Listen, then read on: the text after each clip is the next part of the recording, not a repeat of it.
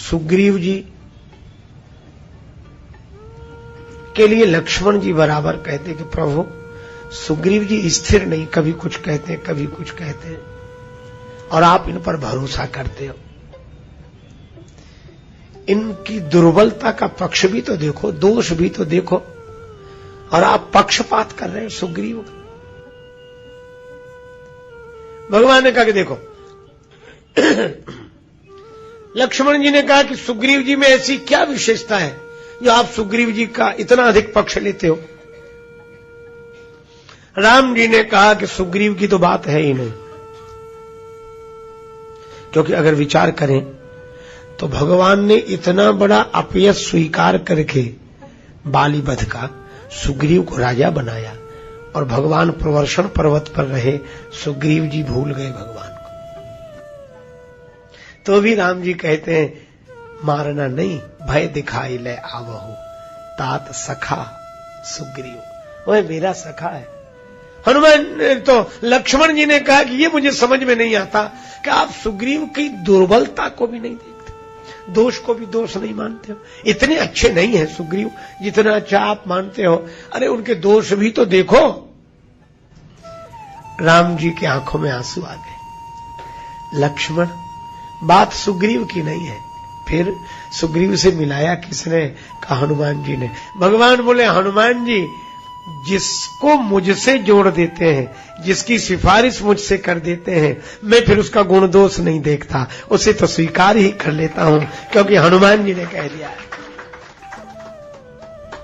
बस यही मैं आपसे निवेदन कर रहा हूं कि जिसके लिए हनुमान जी कह देंगे, भगवान उसके गुण दोष नहीं देखते, उसे भवन में प्रवेश मिल जाता है।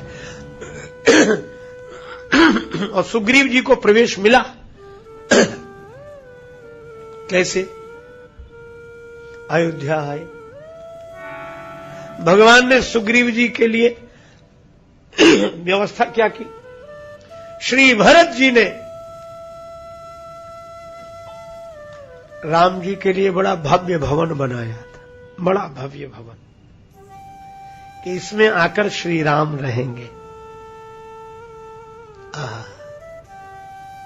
राम जी का भवन था, भरत जी ने बनाया था कि राम जी को उपहार स्वरूप यह दूंगा। राम जी पुष्पक विमान से आए, सबसे मिले, राम राज्य हुआ। भगवान से भरत जी ने कहा कि प्रभु, आपके लिए जो भवन बनाया है उसमें आप विराजे, क्योंकि ऐसा भव्य भवन दूसरा अयोध्या में नहीं है। श्री राम जी ने कहा अच्छा, इतना सुंदर है? हाँ।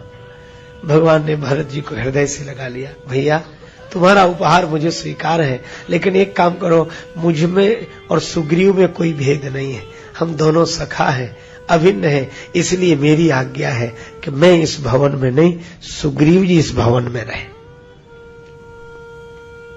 और यह इतिहास अयोध्या का है। आज भी सुग्रीव जी के नाम से वह स्थान है। अब तो अवशेष है, परिवर्तन हुआ है दूसरी तरह से। उसी स्थान का नाम सुग्रीव किला है। श्री अयोध्या जी में वह स्थान है। तो ये भवन किसका था? भगवान का। उस भगवान के भवन में प्रवेश और निवास किसे मिला? सुग्रीव जी को। क्यों मिला? क्योंकि हनुमान जी ने सुग्रीव जी को राम जी से जोड़ा था, और जिसके लिए हनुमान जी निर्देश कर दे, उसको भगवान के भवन में प्रवेश क्या, निवास मिल जाता है। अजय, एक अद्भुत बात है, हनुमान जी वहीं राम जी के चरणों में, राम दुआरे तुम रखवारे। अच्छा, और कोई भगवान के भवन पर आक्रमण करना चाहे, विरोध करना चाहे, तो हनुमान जी द्वार पर ही है, राम दुआरे तुम रखवारे। अच्छा, इनके बिना काम भी नहीं चलता। हनुमान जी सदा राम जी के चरणों में बैठे रहे। हनुमान जी चरणों, अब बोलो कौन जा पाए राम जी के चरणों के पास? सब दूर से ही प्रणाम करें। अच्छा, वैसे भी देखो, हनुमान जी परम कृपालु, परम दयालु हैं। उनकी लीला विनोद की बात। वानराकार तो है, वानर रूप में, और जिस चीज पर बंदर का कब्जा हो कौन पहुंच जाए। हनुमान जी हमेशा राम जी के चरण, सब दूर से ही प्रणाम करें। और फिर सबको लगा, भरत जी से कहा, शत्रुघ्न जी से कहा, लक्ष्मण जी से, कि हनुमान जी रोज बैठते भगवान के चरणों में, कभी तो हटे और लोगों को भी तो मौका मिले। ये चरण छोड़ते ही नहीं, इनका भाव है ये चरण नहीं छोड़ते, लोगों को इनका भय है, कोई पहुंच ही नहीं पाता। ये बड़ी कठिनाई है। भरत जी मुस्कुराए, बोले हम कह तो नहीं सकते कुछ। शत्रुघ्न जी बोले हम तो मौन ही रहते। लक्ष्मण जी बोले हाँ मामला गंभीर है, पर हम क्या कहें, राम जी से तो कहने की हिम्मत नहीं, फिर माता जी से कहो। सभी मिलकर माता जानकी जी के पास गए, आप आदेश पारित करो। क्या कल हनुमान जी दरबार में बाहर रहे, हम लोग चरणों में, ठीक है। जानकी माता समझ गई कि प्रभु हनुमान जी की महिमा बढ़ाना चाहते हैं। दूसरे दिन बाहरी सूचना लिखी हुई थी, हनुमान जी का प्रवेश निषेध, आज्ञा से जानकी माता। हनुमान जी बाहर ही बैठे गए। अब और सब दरबार में पहुंचते, राम जी ने कहा हनुमान जी कहां है? श्री राघवेंद्र बोले हनुमान जी। अब कौन बोले? वो राम जी ने कहा कहां है? तब लक्ष्मण जी ने कहा प्रभु अपराध क्षमा हो, हनुमान जी का प्रवेश निषेध किया है आज। किसने? जानकी माता बोली मेरी आज्ञा हुई है, इन लोगों ने कहा कि एक दिन तो हनुमान जी को बाहर रखो। राम जी के नेत्र सजल हो गए। राम जी ने कहा कि जिनके कारण दीनों को प्रवेश मिलता है मेरे दरबार में, उन्हीं का प्रवेश निषेध कर दिया गया। हनुमान जी को अभी बुलाया जाए। जानकी माता बोली ठीक है आपकी आज्ञा है, लेकिन हनुमान जी चरणों में बैठे रहते तो कोई पहुंच नहीं पाता आपके चरणों तक। भगवान ने कहा कैसी बात करते हो, जिनके कारण लोग मेरे चरणों तक पहुंचते हैं उन पर यह आरोप कि उनकी वजह से चरणों तक नहीं पहुंच पा रहे। ठीक है चरणों से दूर रहेंगे हनुमान जी, लेकिन हनुमान जी के लिए कई सेवाएं, बुलाओ उन्हें। बुलाए गए। हनुमान जी की आंखों में आंसू, प्रभु माता जी ने बाहर किया था आपकी आज्ञा। भगवान ने कहा हनुमान तुम्हारे लिए सेवा है। क्या सेवा है प्रभु? कोई चंवर लिए हैं, कोई विजन लिए हैं, कोई छत्र लिए हैं। भगवान बोले कि हमको, बोले चरणों में और लोग बैठ गए। भगवान ने कहा हमें जमाई आवे तो चुटकी बजाना। अब ऐसी सेवा तो भगवान ही खोज सकते हैं और हनुमान जी ही कर सकते हैं। जमाई आवे चुटकी बजाना। हनुमान जी ने कहा यह ठीक।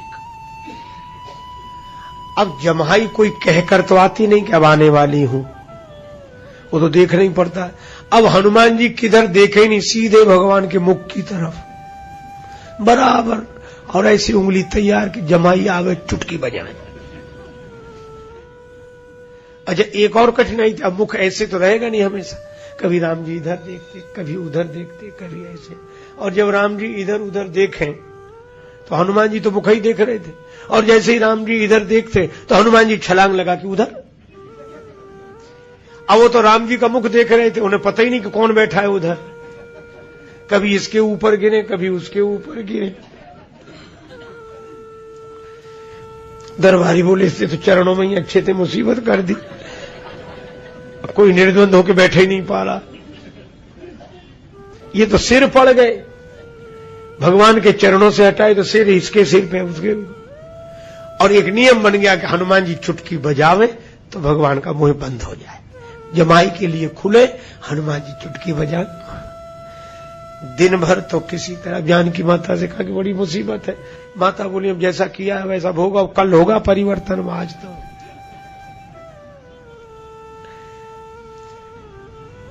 हनुमान जी दिन भर चुटकी बजाते रहे। अब दरबार का समय समाप्त हुआ, भगवान भवन की ओर चलने लगे, सब अपने अपने। हनुमान जी पीछे पीछे। जानकी माता बोली तुम कहां जा रहे?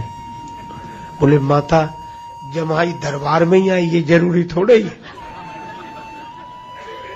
और सेवा ऐसी है, यहां भगवान हम तो वहीं रहेंगे। जानकी माता हंसी, राम जी ने कहा कि भाई अब सेवा है। सीता मैया बोली चलो सवेरे आना, जाओ।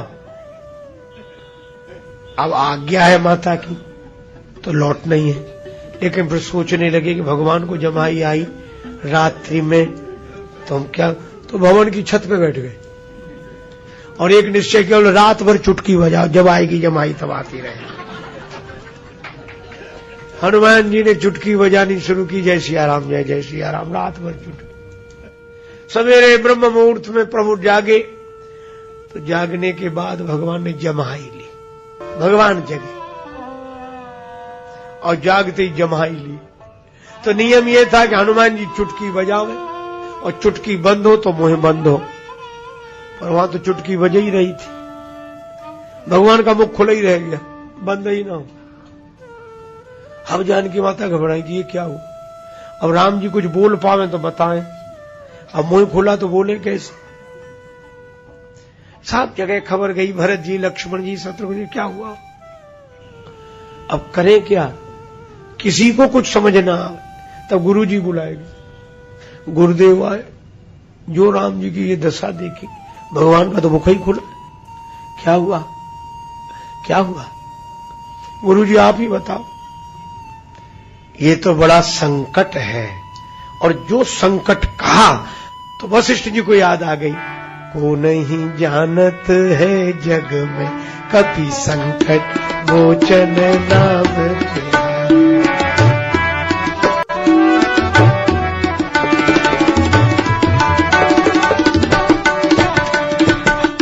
वशिष्ठ जी बोले और तो सब दिख रहे हैं, पर हनुमान जी कहां हैं, उन्हें बुलाओ। खोजवाया गया, हनुमान जी पूरी नगरी में तो छत पे बैठे थे, अब वहां कौन देखने जाए। थक के कहां गए हनुमान जी, कहीं नहीं मिल रहे। भवन के कोने से पूंछ लटकती दिखाई दी, और तब तक धुन पड़ी कानों में, जय सिया राम जय जय सिया राम। सभी आनंदित हो गए। हनुमान जी से प्रार्थना की, नीचे उतर। हनुमान जी चुटकी बजाते आए, भगवान संकट में है, गए और जो प्रभु का मुख देखा, चुटकी बंद, मुंह बंद। सभी आनंदित हुए। वशिष्ठ जी ने कहा कि धन्य हो हनुमान, आज हम समझ गए क्या का एक दुर्गम कार्य और सुगम हुआ। भगवान को बस में करना असंभव, क्योंकि सारा संसार भगवान के बस में है, लेकिन धन्य हो हनुमान, तुमको तो भगवान को बस में करना, भगवान को बस में करना तुम्हारे लिए चुटकी का काम है। चुटकी में ही बस में कर लिया।